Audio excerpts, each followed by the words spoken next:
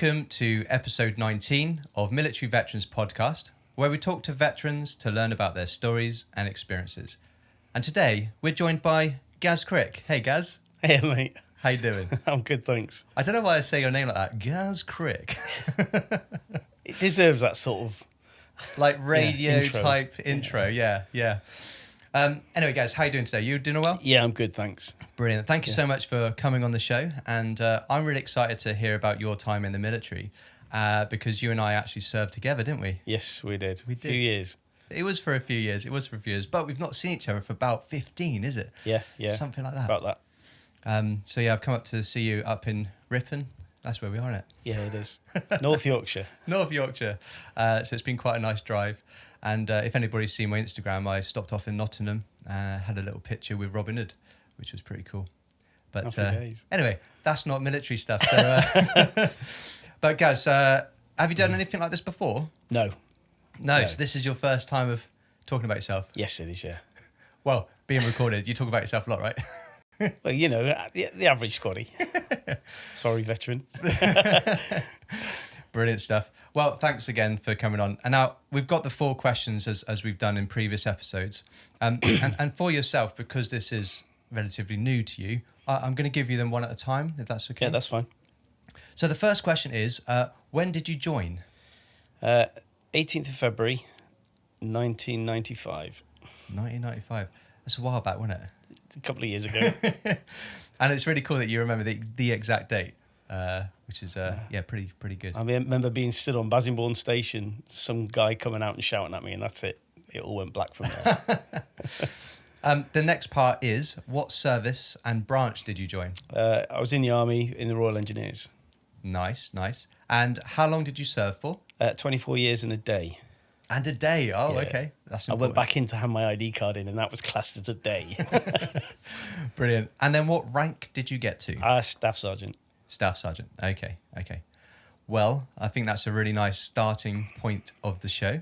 But let's rewind a little bit. Where was you born and where did you grow up? So I was an Army brat. I was born in Hanover, in as it was then, West Germany, in 1974. Okay. That's an even longer time ago.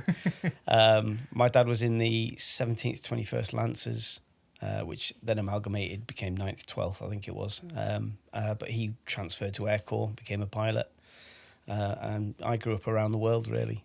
Okay. So I grew up with the Army. Right. And so do you remember Hanover much? Or was you too young when you left? No, not really. No. I remember it more the times I went back. Okay. In my service. Right.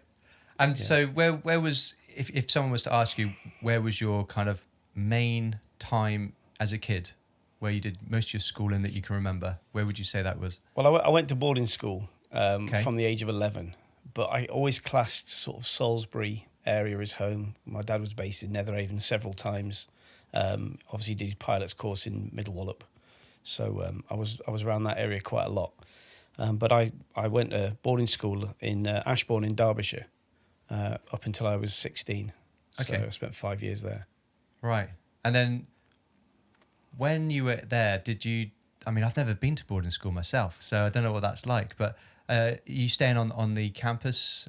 Is that how it's done? So it was a normal day school where you have students coming from the local towns, local villages and whatnot. And then we were living in a boarding house, which is mixed anyway. So there was 2 buildings, boys and girls. And then, are you allowed to call it boys and girls nowadays? I guess it still is, isn't it? So yeah, you had 2 buildings, and then the school was just a normal day school. So we went to school with normal pupils. Okay. At a normal school. Right. And then you as an individual, was you pretty good at the education side of things? No, not in the slightest. No, okay. I was always preoccupied with something else. My mind wandering and yeah. Yeah. Any kind of like sports or activities that you were interested in? I used to play rugby when I was a kid, but that's about it, I think. Okay. And then did you know, because of what your dad was in, that you wanted to join the military? I'd want to join the Army since I was knee-height to a grasshopper. Okay. So, it's something I'd wanted to do since I could remember. Yeah. And so what does that look like then, coming out of boarding school to join the military?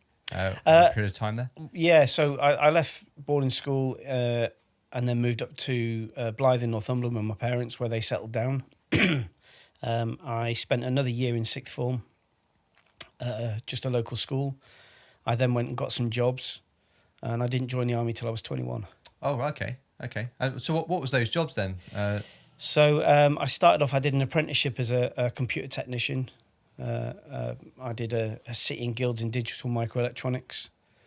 Impressive. And then I went from there and started I started as a Christmas job packing razor blades into blister packets to go onto shop shelves. Really? Yeah, I did quite well at that, and then I became a supervisor there, and then from there I applied the army, and I got in 95. Okay. And did you know what you wanted to join? I know you said the army, but most specifically the Corps. No, I didn't. I originally I wanted to be a pilot. I wanted to follow my dad's footsteps. I didn't have the qualifications at school to do that, so the 3 jobs came up. One was a Royal Military Police. One was Army Air Corps, just a ground crew, or like a fuel driver or something. And then one was in the Royal Engineers.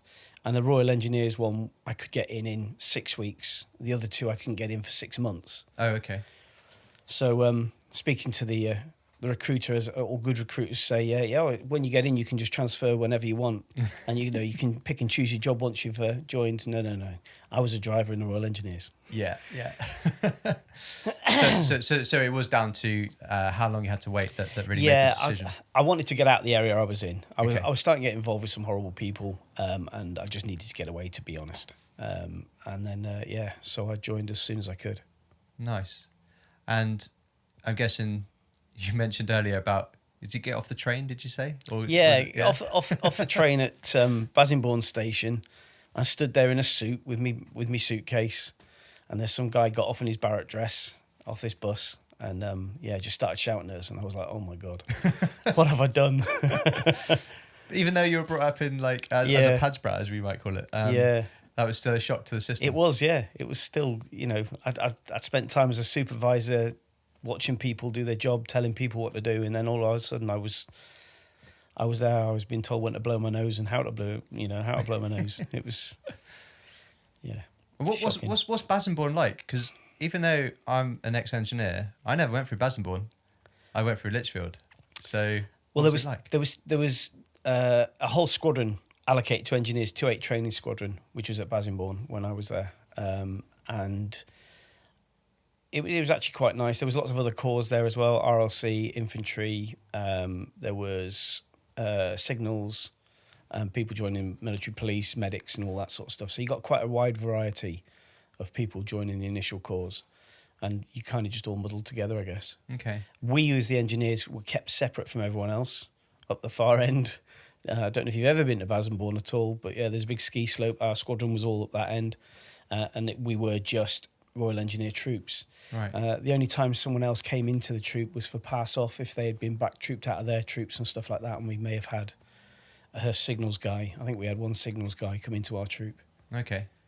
I've not been myself to there, but am I right in thinking that Memphis Belle is there or something? Yeah, it is. Yeah. Well, it's where it flew from in the war. Oh, where it flew so from. Okay. It's actually supposed to be at Duxford, but it's not. It's the Sally B that's at Duxford, which has got painted up for the film with Memphis Belle on it. Yeah. It flew from Bassingbourn. Yeah, that's just one thing I knew that was kind of like there, but never went myself. And so how did you find training, being a pads brat and maybe hopefully expecting what's to come? Yeah, well, I being from Blyth or living in Blyth, I spent a lot of my time running on a beach. I wasn't used to running on hard surfaces, which I thought would benefit me because of the extra effort to run on a beach, and it was no good. I was fat and I was slow, and I think I did my first PFA or BFT as it was then in 11 minutes 28 seconds, and to stay in on day one you had to do it in 11 minutes 30. Oh, right. So I got in by the skin of my teeth. Yeah. And then did you find the weapon handling and shooting and stuff fairly easy? Yeah. So when I was at boarding school, I was in the cadets. Oh, you was? Okay. Yeah. So, I know everyone says, so I've handled a rifle before, but you know what? I learned on the L85. Is it L85 or L98A1 or whatever it was? L85.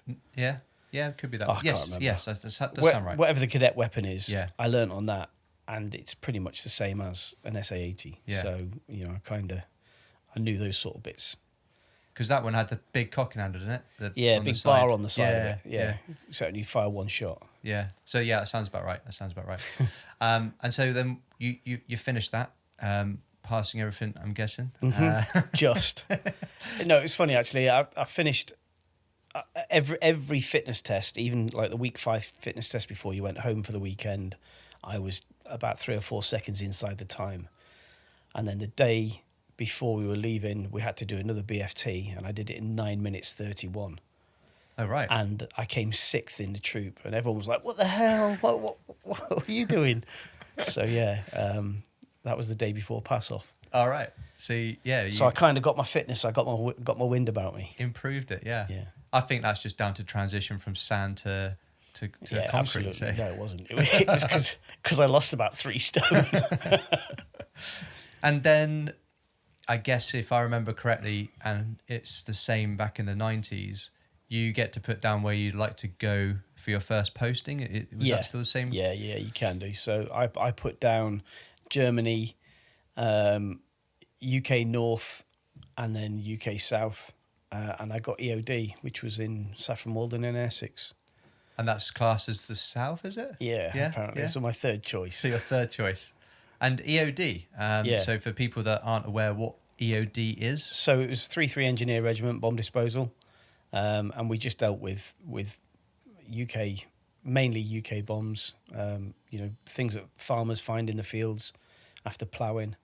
They do containment, they do nuclear accident response and all that sort of stuff. Okay. And so EOD, remind me what that stands for. Explosive Ordnance Disposal. Okay. I was going to guess it. Like I knew roughly, but I wanted you to tell me 100%. Yeah. And so your time there, first time at a unit, do you deploy at all, or is that just purely UK? No, so while I was in EOD, I was quite unfortunate. 2-1 squadron were like deploying out to Bosnia and Kosovo and stuff. I was in the HQ squadron as a driver, so didn't really deploy anywhere. However, I went and did my basic bomb disposal course, known as an 8B5 at the time, and I managed to carry out 18 UK bomb tasks or EOD tasks throughout my time there, and I was there for about 4.5 years. Okay. And so what's that when you get called out to sort something out? Yeah, so, one of the memorable ones was driving down into London on a Monday morning with a guy called Danny Wheeler, or Whelan. He was captain, he was the BDO, bomb disposal officer. I was his number 2, the guy that just gets all the crap jobs, and his driver. And we went down into London, blue lighting in a Land Rover that did about 30 mile an hour, which was really interesting. And we tipped up at this task, and it was a construction site by a hospital. Captain Whelan at the time, he was really worried because if it had been a live bomb in the middle of London, he would have had to clear a hospital, I don't know how many businesses, but it turned out it was an upside down cast iron bathtub. Oh, right. So, but it's still classed as a bomb job. Yeah, because you don't know till you get there, right? No. And so was there another event that was like mind blowing, that you couldn't believe that, I don't know, there was a bomb in there from World War II or something like that? No, I went down to Kent when they were building I think it was the M2, what's the road down? You got the M2? M2, yeah. Probably that one, yeah. And they were putting drainage ditches in, and some guy picked up a bomb in an excavator, looked at it, realised what it was, and dropped it back in the hole and run away. And me and the MTWO at the time, he was the bomb disposal officer on duty. We went down to that, and he just we had to clear out a school golf club, 12 companies, so he could detonate it. Blimey. And it made such a bang, it was unreal. Yeah, so. I bet. And yeah, just again, the reason I'm stopping at all these abbreviations, because we do have a lot of civilians listening, and that's really cool. And also from around the world, and not all ranks or positions are known around the world. Yeah. So MTWO, military transport warrant officer, is that correct? Yes, look at me remembering. And so from there, you get posted somewhere else? Or? Yeah, so from there, I went out to Germany for the first time, and I went to 28 Engineer Regiment in Hamlen. Okay. And, yeah. What year was that? That was in 2000, so it was about 3 months before being sent out to Oman. Okay. Yeah. I think that's about right. Was it 99 or 2000? Around then. Around then. Cool. So you get there. First time back in Germany since being... Yeah, since being a kid. Yeah, since being a kid. I'd got married in this time as well. Oh, you had? Okay. So, yeah, I got married to Mel. And then, we were posted out there together. Thankfully, Mel spoke fluent German. I had absolutely no idea at all. And I don't know where I would have been if it hadn't have been for her at the time. But, yeah, she managed to sort us out with all the normal stuff and shopping and everything. Nice. So a special thanks to Mel there then. Yeah. And so, what was it like? You got settled in, but you enjoyed your initial time there? Yeah, it was good. Got in, got to meet the lads in the MT. They were all getting ready for Oman to go out there on exercise Saif Sareea 2. And I just got mucked in with that and started sort of prepping for it. Yeah. Telling Mel after being married for about 2 months that I was going away. Welcome to the army. and actually, that's when our paths kind of crossed, isn't it? Because it is, yeah. That was my first unit, and I went out there in either end of February or beginning of March of 2001.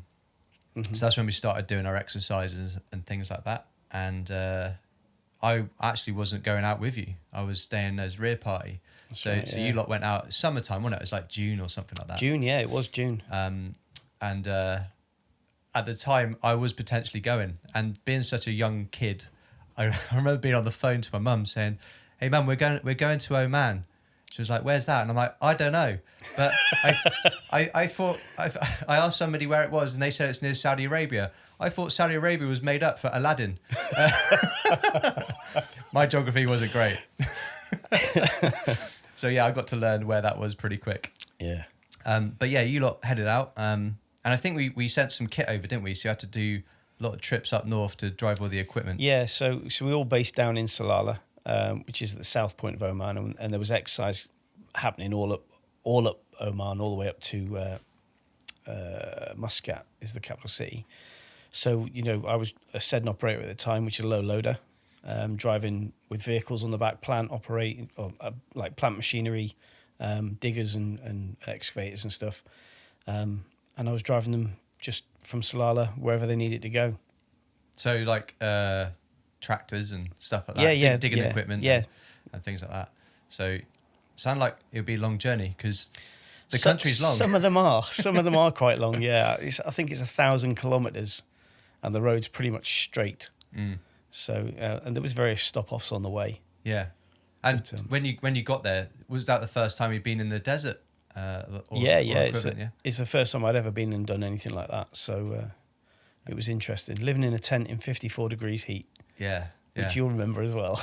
I will, yeah. I do remember because I wasn't meant to come out. But whilst being rear party, the people that stay back, I had a little bit of an accident with a vehicle and basically rolled it down the motorway, being very inexperienced. And I was told, right, young Watson, you need to head out to Oman and save some pennies so you can pay for all the damage you made.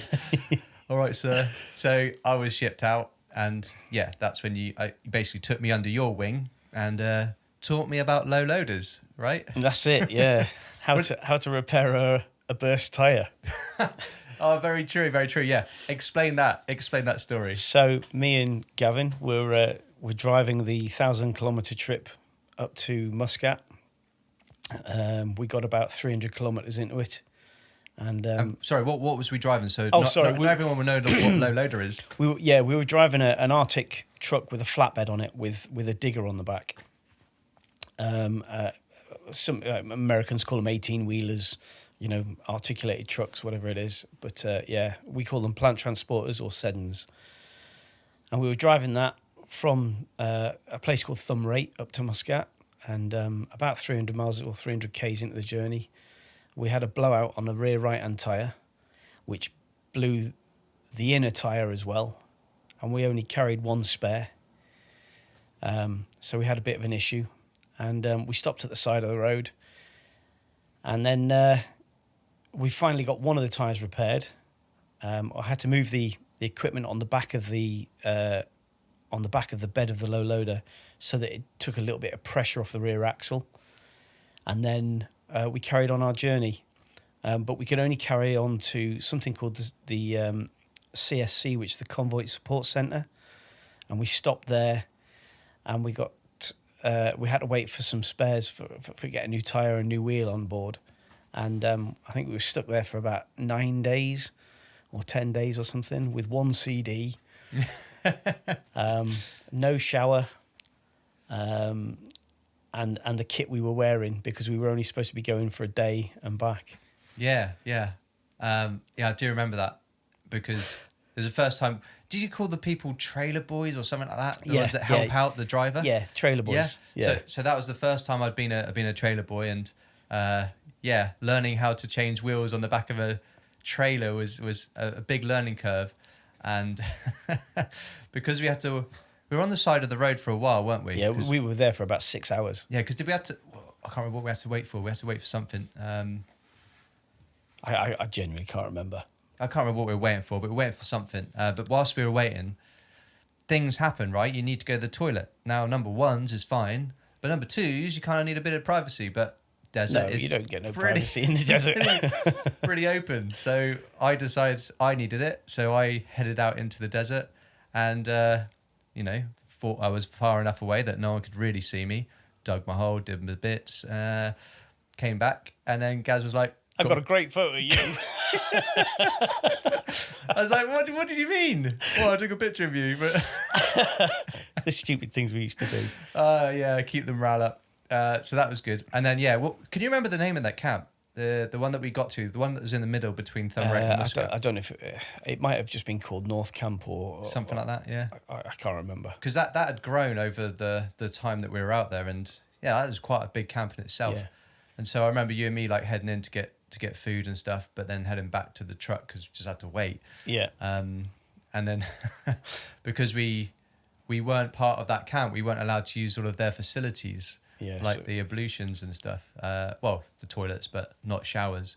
Yeah. So I think you had to. I had a knife on me, so we put some holes in the bottom of a water bottle, a 2-litre water bottle, and we stood on the bed of the vehicle while the other one stood underneath and showered them. Yeah, we had to try and stay clean. You know what I mean? So yeah, good times. Very good times. But you mentioned the one CD. So we had this one CD. Yeah, I can't remember if it was now. It must have been now 2001 or now 99 or something like that. Yeah. But the All Rise by Blue and what was her name? I mentioned it earlier. I can't remember that, but the blue one definitely stands out. Oh, Leanne Rimes, that was it. That was it. Yeah, Leanne Rimes are the two standout songs that we got sick of. But because we were so bored, we just learnt the songs, learnt the words, to the song. That's right. But hey, who knows? Maybe in the future we'll go on a karaoke on TV or something. Not with my singing voice. Probably not. Yeah. So we did that. And obviously when we were out there, 9/11 happened. So we were quite busy, but I think you were quite busy with moving kit around for... Yeah, so I was actually on the road the day 9/11 happened, and we pulled into the Convoy Support Centre halfway up Oman. And there was me in one of the sedans. There was a couple of the other guys carrying the same sort of vehicle, same sort of kit. And we pulled into the Convoy Support Centre. We noticed everyone's carrying weapons. Everyone's sort of carrying all their webbing around with them. And, we were just like, oh, what's going on? So anyway, we were stopped at the entrance to this camp, and this RMP guy said, oh, yeah, we've gone live. Everyone's carrying weapons now. Everything's kicked off. I'm like, oh, yeah, well, exercise has started, has it? All right, yeah, no worries. And then we walked into this sort of canteen tent, massive tents. I think we called them BFOTs. Big fuck off tents. So, these massive marquee type things, and there was a like a NAFI TV, what do you call it? A welfare TV in the corner, quite a big one, and everyone was gathered around it, and they were all watching this film of these airplanes flying into buildings and stuff. And what we thought was a film, until somebody said, no. There's a plane's hit the Twin Towers, another plane's hit the Twin Towers. There's one heading for the Pentagon. There's one going for Washington. And we all thought to ourselves, come on, can't be serious. This is just some sort of stupid exercise scenario that is never going to happen in this world, you know. But yeah, unfortunately, it's exactly what happened. And we were all like, wow. We couldn't ring home at the time because everything was on lockdown. You know, we just didn't know what was going on. So yeah, quite a wake up call, wasn't it? Especially with so many of us over there. Well, we thought because we were close, are we going to get called into Afghan? You know, are we going to be there as a stepping stone? Yeah. And then I remember like the special forces using that as a stepping stone. So yeah. So then when we moved back down to Thumb Rate, we then went and helped build their camp by the airport. And they were, as you said, they were using it as a stepping stone. Yeah. It's a stand up moment for myself as well, and changed the future of our time in the military, right? Well, absolutely, yeah. So we get back from Oman. And in fact, whilst we're out in Oman, what rank are you out there? Lance Corporal. You are Lance Corporal, yeah. I thought you were bossing me around. And so, we get back. And so what does the next step look like for you in like 2002? So I then went as a Lance Corporal. You know, I was fairly newly promoted as well, with not much experience. Certainly no operational experience. I then went on my junior command course, which was sort of the next step to become an instructor, because I always wanted to go. When I started in Bassingbourn, I always wanted to go back and do the full circle to be an instructor there, because you know it's just such an amazing job to do. So I went on my JCCs and I got taken off it because I was inexperienced. So I stayed in the squadron as a Lance Corporal. We then got sent out to Iraq. So we did a stint out in Iraq. I think we did Oman Afghan first. Did we do Afghan? Sorry, yes, we did. Yeah. Sorry, Afghan first. See, that's just all fuzzy in the head now. I am 47 now. So we did Afghan, and then we did Iraq. I got brought back from Afghan early because my son was born. Okay. So I arrived back in Germany 3.5 hours before he was born, which was really, really good. Oh, really? Yeah. Oh, wow. So, you know, and he's now 19 years old. Who'd have thought that little 5.5 pound baby, born 6.5 weeks premature, you know, and he passed his driving test last week, so that's quite good. So when was you flown out from Afghan, or back from Afghan? 13th of December. Okay, so we were out there for a month or something then. Yeah, or you were out there for a month. Yeah. So I came back. That I then stayed on the rear party because my son was quite poorly. Obviously, he was born 6.5 weeks premature, so I couldn't go back out. And then we went and did Iraq. Yeah. And then after Iraq, initially I was on rear party for Iraq, and then 3 weeks into it, I got sent out. That's right, because I think I came out slightly later than everyone else. You did, yeah. And then I didn't finish that tour out there. I actually came back. Yeah, you came back early. So yeah, we kind of like switched places. Short touring. Yes. So so we did that. I came back to Germany and went and did my my JCCs proper again. I passed my JCCs. I then went and did it what's called the Instructor Assessment Week. Yep. Came 6th on that quite happily. Come back to Germany, got promoted to full screw or corporal, and then I went back to Bassingbourn. I got asked where I wanted to go, and I said I wanted to go to Bassingbourn. Nice. And I got it. Nice. So. And what year was that? 2004. Yeah. I think. 2004. You went back with the kind of like, that's within 10 years of joining. That's pretty impressive, I think. So yeah, I did. I was doing okay. Yeah. At that stage. And so you gone back to Bassingbourn. You had that in your mind to be a goal. So that was what I wanted to do. I wanted to turn young children into soldiers. That was my absolute goal, you know, and I was happy when I'd done that. I went and did my skill at arms course, my drill course, my MBC, nuclear, biological, chemical warfare course. Drill courses like marching up and down the square, for those that don't know. Shouting a lot. So I did all those courses, and it was just nice to be able to teach people. I then went and also did a mountain leaders course. Okay. What's that involve or entail? It just involves taking people. You can take people up to the snow line on any mountain range, as long as there's, you know, up to the snow line and not beyond it. So you can take groups of up to 8 people. Okay. Okay. And you have to learn. You learn rope safety. You learn survival. You learn safety awareness of sort of altitude sicknesses, first aid, basic stuff. And what's the kind of group you can take as a mountain leader? You can take anyone. Yeah. So up to 8 people. Up to 8 people. Yeah, up to 8 people. So even inexperienced climbers, as long as you're not going on vertical slopes and needing rope access. Okay. You only have a rope for safety. Okay. Interesting. So I've never asked somebody that is a MLT. That's right, isn't it? MLT? Yeah, MLT. Yeah, MLT. Check me out. Yeah. What you actually learn. So that's good to hear. Thanks very much. Yeah.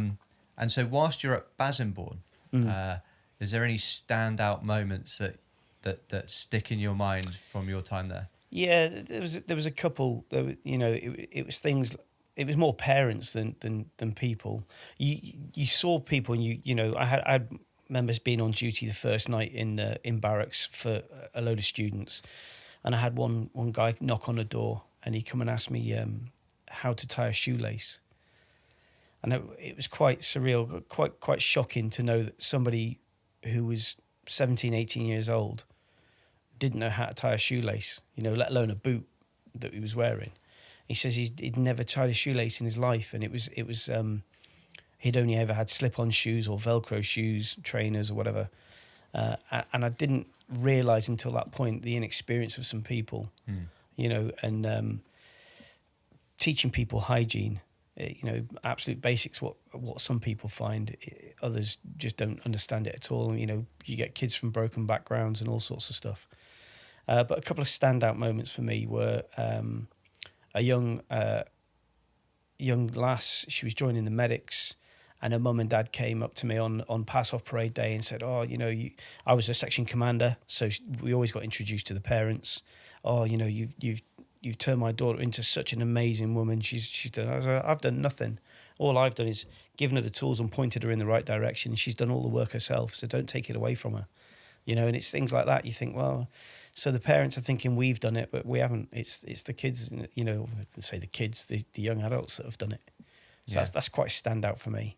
I managed to get away between courses and go diving. Okay. So I went diving in Egypt for a week, which was really, really nice, on a liveaboard boat in the Red Sea. Nice. Yeah, that was amazing. So I did my BZAC, I can't remember, it's British Sub-Aqua Club courses. So I did that while I was that's one bit I prepping do know. for it. Yeah, in fact, because you were a diver as well. I was, yeah. So I did that. That's sort of the only nicety I had there. But yeah, it was good. Cool. And you mentioned you didn't do anything with those young adults, but you did. You led them, and that's something that not everybody can do. You do. You've got to try not to do too much for them as such. A lot of people say, "Oh yeah, you did that. You've done that. You've done it." You don't. At the end of the day, you teach them. You can lead a horse to war, but you can't make it drink. You can't make it learn. You can't. So these young people joining the army, they do it all themselves. Yeah. They pick up the weapon. They learn to fire it. They learn to do the right thing, and so on and so forth. But my big thing about Bassingbourn, it was one of my contentious type things, is getting people through the training. Right, get this kid through, get him through. He's failing this, he's failing that, he's failing the other. Get him through. You can't. My goal was to try and every single person that passed out of training, I would have happily taken in my section. And every single person that's pulled a trigger, you need to be able to say, yeah, they can deal with pulling that trigger, they can make that choice and be all right with it. But not just be all right with it then, be all right with it 10 years down the line. And I think it's the biggest failure in the British Army is that not having that in their armoury. Not teaching them to do the trigger, to be okay with it and making that choice at the time, but also being 10 years down the line where they're out and they're doing what we're doing now, working in Civvy Street, and then still be okay with it. Yeah. Yeah, interesting point, and I think you're spot on with that. But I do have a question for you. When you got there, and you had your first section, is that what you called it? And they completed it, and they passed off in front of their parents. Did you feel really proud? Yeah, absolutely. Yeah, it's one of the best things you can, standing there and watching them do everything that you've taught, and produce a spectacle for the parents is it's a real proud feeling. And the fact that my first troop that I was in was back in the same building, in the same part of the same building that I went through training in, was really weird. But it was really nice. Nice. That's cool. Yeah. And I'm guessing you had that proud feeling every single time. Every time. Yeah, every single time a group of people passed out. Yeah, there's always that odd person that really riles you, and you think, I don't want to ever know you again. But for the majority of it, absolutely 100% proud of people. And you got that side of people that annoy, or as you say, rile. Yeah. But did you also have people that couldn't get through, that you really felt you wanted to help and get through, but there was just no way? Yeah, you do. You get some kids that have really been pushed into joining the army. Oh yeah. And I'm not going to say they're weak individuals or vulnerable. They're not cut out for it. When every single time you put a weapon in their hand, even though it's blank firing, even though they've got no rounds, they start shaking. And they're so nervous. They're constantly tripping themselves up. They've got 2 left feet when they're marching, all that sort of stuff. There are certain people that just cannot do it, and they get pushed into it and pushed into it and pushed into it, and they try it, and then they feel like they failed. But, and you sometimes feel like you failed as well because you've not been able to help them, to achieve that goal that they've been pushed into. Yeah. And it's like, as I say now, X Factor, you see the parents that are pushing the children that genuinely cannot sing. And they cannot sing. But, she's the most amazing thing since Sinead O'Connor. No, she's genuinely not. Yeah. But it's that kind of scenario. They're Yeah. never going to make it, and they just have to realise that themselves and go, I'm not cut out for this. But I think sometimes just doing that, hey, I can't do this, hey, I'm not cut out for this, is a big step in itself. So hopefully they took something from it. Hopefully, at least. And so how long was you at Bassingbourn as an instructor? So I was there till 2000 and halfway through 2006. Okay. I left there. Okay. And where did you go on to? I went to Hohne, to 3-2 Engineer Regiment. Back out in Germany? Back out in Germany. Yeah. Yeah. And full screw still? Yes, I was still a full screw. Yeah. And tell us about that. Yeah, so I joined the HQ squadron there, which was 2 squadron. I went out as a section commander. I went and did section comps with them. I did really well on section comps. I ran ranges. I did drill parades. I was in the Corporals Club, as it was called then, Corporals Mess, as the PEC, the president of the entertainments committee. Oh, okay. Make everyone happy, Put on the karaoke's. Yeah, that's it. Organising functions and stuff like that. So I thought I was doing really, really well. And I was looking towards promotion. And then about a quarter of the way through 2007, an opportunity arose that I couldn't turn down. And they were looking for someone who was experienced in driven articulated vehicles, to go and work with the Royal Marines in Bovington in Dorset. Okay. And it was teaching a vehicle platform called the Viking. Right. And I think that's where we met again. Yeah. We kind of met up again. I popped in to see you. Yeah. But what's the Viking vehicle? So it's an all-terrain vehicle, ATVP, all-terrain vehicle protected Viking, and it's basically 2 big armoured boxes on 4 tracks with an articulated steering system in the centre. And there was myself, another engineer.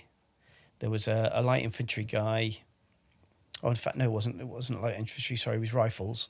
There was 2 artillery guys there and a Scots DGs lad. We were the 5 people selected from the army to go and work with the Royal Marines and teach this vehicle, all different backgrounds. Myself and the other engineer were both drivers. The Scots DG lad was a Challenger tank commander. The rifles guy was an infantryman.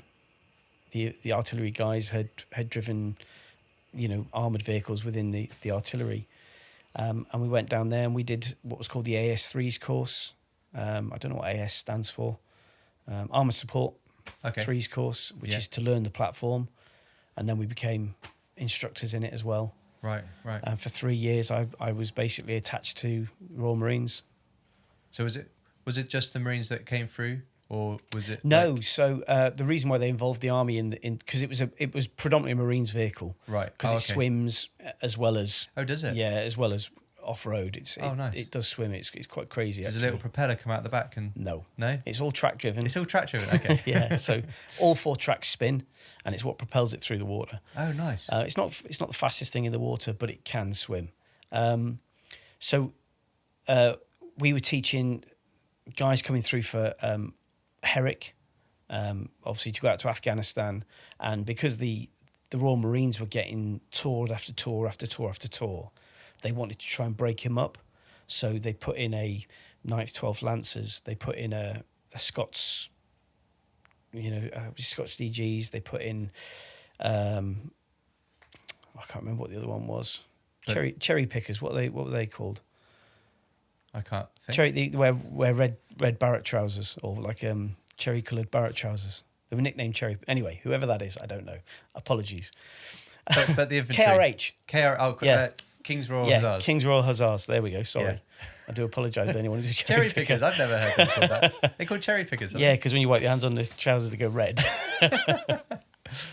So yeah, we taught quite a few army lads coming through on the Viking and stuff, and then obviously we started losing guys as well, and a lot of the guys that I taught, there was a few of them had passed away,